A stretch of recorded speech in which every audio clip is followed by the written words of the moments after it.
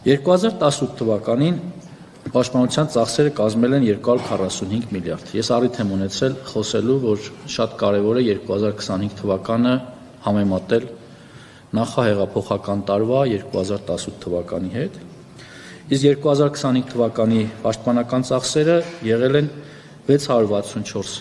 միլիարդ դրամ, այն է 1 միլիարդ 741 միլիոն 604 հազար դոլար, այսինքն պաշտպանության ոլորտի ծախսերը ավելացել են 1.1 միլիարդ դոլարով։ Ինչու եմ սրա մասին խոսում, որովհետև շատ կարևոր եմ համարում 2025 թվականի գործունեությունը համեմատել սկզբնական զրոյական նախահեղափոխական տարվա հետ, այն առումով, որ շատ են քննադատությունները այն մասին, որ պաշտպանության ոլորտին տրամադրվում են քիչ ծախսեր, պակաս ծախսեր, եւ այս թվերը